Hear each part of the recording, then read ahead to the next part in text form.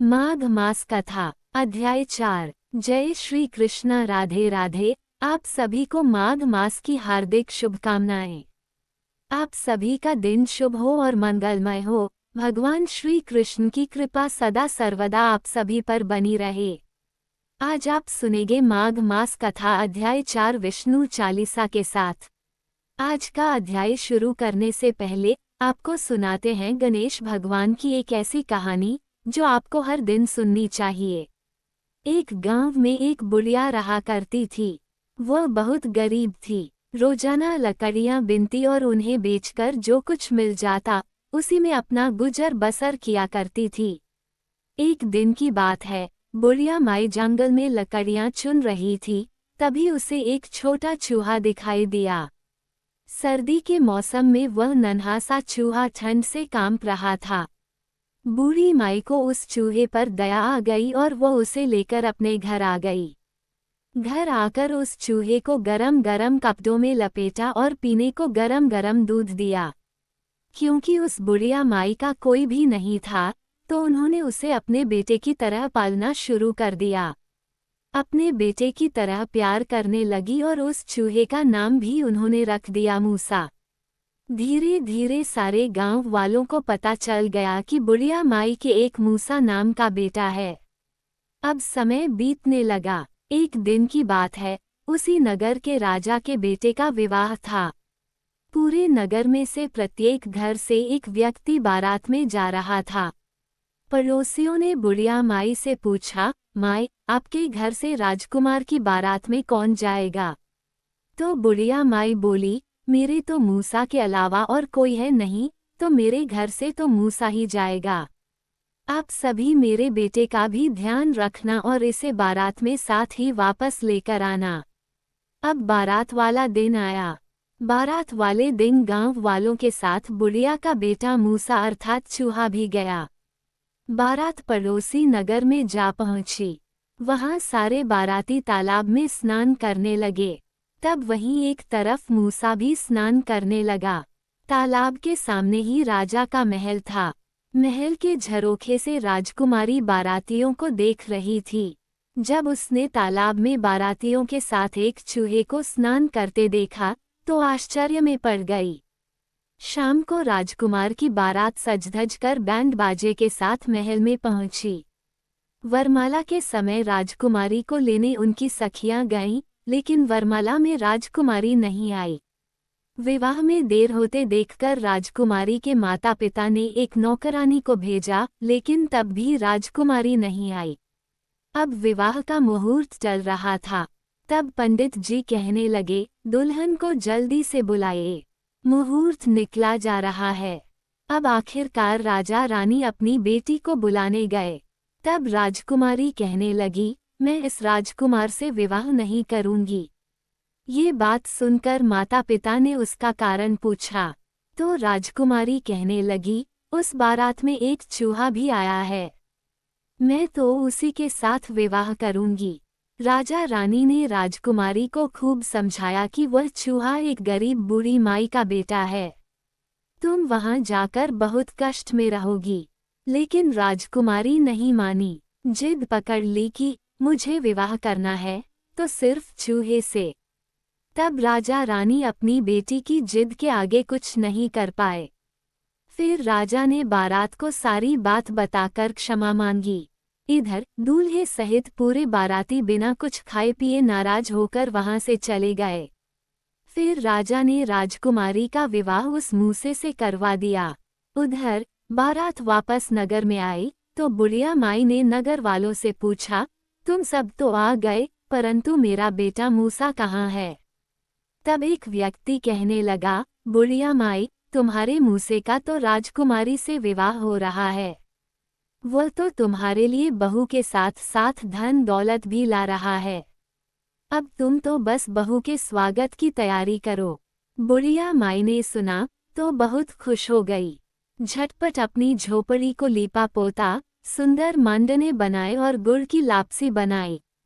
फिर नगर की सब औरतों को भी बुलावा भेज दिया। अब बुढ़िया माई की झोपड़ी में मंगल गीत गाए जाने लगे। तभी मूसा रथ पर राजकुमारी के साथ बैठकर धन दौलत के साथ आ गया। बुढ़िया माई ने अपनी बहू का गृह प्रवेश करवाया, सभी को गुड़ बंटवाया। अब बहू का जीवन खुशियों से भर गया। फिर बहू के साथ वह खुशी खुशी रहने लगी। अब एक दिन बहू ने सोचा कि मुझे अपनी सासू माँ को भगवान गणेश जी के दर्शन करवाने चाहिए। उसे तो पता भी नहीं था कि यह मूसा तो साक्षात गणेश जी हैं। इधर वह चूहा रोज की तरह अपने कड़े उतारकर पानी में स्नान करने लगा। तब बहू आई और अपनी सासू माँ से कहने लगी, माँ जी, आपका बेटा स्नान कर रहा है, आप जरा इसके कपड़े तो जला दीजिए। सास बोली, बहू, अगर इसके कपड़े जला दूंगी तो फिर मेरा बेटा क्या पहनेगा। बहू कहने लगी, माँ जी, जैसा मैं कह रही हूँ आप वैसा ही कीजिए। बहू की बात मानकर मजबूरी में सास ने उन कपड़ों को जला दिया। नहाने के बाद जैसे ही चूहे ने अपनी पत्नी से अपने कपड़े मांगे तो बहू कहने लगी, आप जैसे भी हैं बाहर आ जाइए। जो दर्शन मैंने आपके शादी वाले दिन किए थे, अब आप वैसे ही दर्शन अपनी माँ को भी कराइए। तब मूसे अर्थात गणेश भगवान ने बुढ़िया माई को दर्शन दिए। अपने घर में साक्षात गणेश जी के दर्शन पाकर बुढ़िया माई तो धन्य हो गई। इस प्रकार जो भी भक्त भगवान गणेश जी के ऊपर जैसी श्रद्धा और जैसा विश्वास रखता है, भगवान गणेश अपने भक्तों को उसी रूप में आकर दर्शन दे जाते हैं। तो बोलिए गणेश भगवान की जय। अब हम सुनते हैं आज का अध्याय।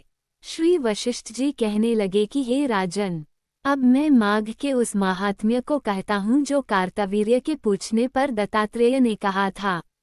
जिस समय साक्षात विष्णु के रूप श्री दत्तात्रेय सत्य पर्वत पर रहते थे, तब महिष्मति के राजा सहस्रार्जुन ने उनसे पूछा कि हे योगियों में श्रेष्ठ दत्तात्रेय जी, मैंने सब धर्म सुने, अब आप कृपा करके मुझे माघ मास का महात्म्य कहिए। तब दत्तात्रेय जी बोले, जो नारद जी से ब्रह्मा जी ने कहा था वही माघ महात्म्य मैं तुमसे कहता हूँ। इस कर्म भूमि भारत में जन्म लेकर जिसने माघ स्नान नहीं किया उसका जन्म निष्फल गया।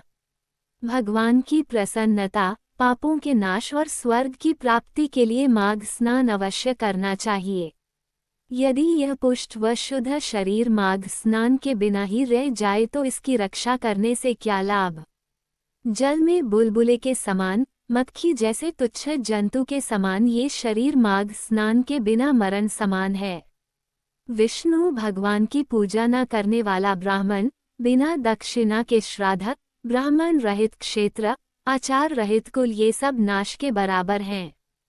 गर्व से धर्म का, क्रोध से तप का, गुरुजनों की सेवा न करने से स्त्री तथा ब्रह्मचारी, बिना जली अग्नि से हवन और बिना साक्षी के मुक्ति का नाश हो जाता है। जीविका के लिए कहने वाली कथा, अपने ही लिए बनाए हुए भोजन की क्रिया, शुद्ध से भिक्षा लेकर किया हुआ यज्ञ तथा कंजूस का धन, ये सब नाश के कारण हैं। बिना अभ्यास और आलस्य वाली विद्या, असत्य वाणी, विरोध करने वाला राजा, जीविका के लिए तीर्थयात्रा, जीविका के लिए व्रत, संदेहयुक्त मंत्र का जप, व्यग्र चित होकर जप करना, वेद न जानने वाले को दान देना, संसार में नास्तिक विचार ग्रहण करना, श्रद्धा बिना धार्मिक क्रिया, ये सब व्यर्थ है। और जिस तरह दरिद्र का जीना व्यर्थ है, उसी तरह माघ स्नान के बिना मनुष्य का जीना व्यर्थ है। ब्रह्मघाती, सोना चुराने वाला, मदिरा पीने वाला, गुरु पत्नी गामी और इन चारों की संगति करने वाला माघ स्नान से पवित्र होता है। जल कहता है कि सूर्योदय से पहले जो मुझसे स्नान करता है मैं उसके बड़े से बड़े पापों को नष्ट करता हूँ। महापातक भी स्नान करने से भस्म हो जाते हैं। माघ मास के स्नान का जब समय आ जाता है तो सब पाप अपने नाश के भय से कांप जाते हैं। जैसे मेघों से मुक्त होकर चंद्रमा प्रकाश करता है, वैसे ही श्रेष्ठ मनुष्य माघ मास में स्नान करके प्रकाशमान होते हैं। काया, वाचा, मनसा से किए हुए छोटे या बड़े, नए या पुराने सभी पाप स्नान से नष्ट हो जाते हैं। आलस्य में बिना जाने जो पाप किए हों वह भी नाश को प्राप्त होते हैं। जिस तरह जन्म जन्मांतर के अभ्यास से आध्यात्मिक ज्ञान की प्राप्ति होती है, उसी तरह जन्मांतर अभ्यास से ही माघ स्नान में मनुष्य की रुचि होती है। यह अपवित्रों को पवित्र करने वाला बड़ा तप और संसार रूपी कीचड़ को धोने की पवित्र वस्तु है। हे राजन, जो मनवांछित फल देने वाला माघ स्नान नहीं करते, वह सूर्य चंद्र के समान भोगों को कैसे भोग सकते हैं। आज के अध्याय में बस इतना ही। इसके आगे की कथा का श्रवण आप अगले अध्याय में करेंगे। अब आप सुनिए श्री विष्णु चालीसा। विष्णु सुनिए विनय, सेवक की चितलाया, कीरत कुछ वर्णन करूं, दीजय ज्ञान बताया। नमो विष्णु भगवान खरारी, कष्ट नशावन अखिल बिहारी। प्रबल जगत में शक्ति तुम्हारी, त्रिभुवन फैल रही उजियारी। सुंदर रूप मनोहर सूरत, सरल स्वभाव मोहनी मूरत। तन पर पीताम्बर अति सोहत, बैजंती माला मन मोहत। शंख चक्र कर गदा बिराजे, देखत दैत्य असुर दल भाजे। सत्य धर्म मद लोभ न गाजे, काम क्रोध मद लोभ न छाजे। संत भक्त सज्जन मनोरंजन, दनुज असुर दुष्टन दल गंजन। सुख उपजाय कष्ट सब भंजन, दोष मिटाया करत जन सज्जन। पाप काट भव सिंधु उतारण, कष्ट नाशकर भक्त उबारण। करत अनेक रूप प्रभु धारण, केवल आप भक्ति के कारण। धरनी धेनु बन तुम ही पुकारा, तब तुम रूप राम का धारा। भार उतार असुर दल मारा, रावण आदिक को संहारा। आप वाराह रूप बनाया, हिरण्याक्ष को मार गिराया। धर मत्स्य तन सिंधु बनाया, 14 रत्नन को निकलाया। अमिलख असुरन द्वंद मचाया, रूप मोहनी आप दिखाया। देवन को अमृत पान कराया, असुरन को छवि से बहलाया। कूर्म रूप धर सिंधु मझाया, मंद्राचल गिरी तुरत उठाया। शंकर का तुम फंद छुड़ाया, भस्मासुर को रूप दिखाया। वेदन को जब असुर डुबाया, कर प्रबंध उन्हें ढूंढवाया। मोहित बनकर खल ही नचाया, उसी कर से भस्म कराया। असुर जलंधर अति बलदाई, शंकर से उन कीन लड़ाई।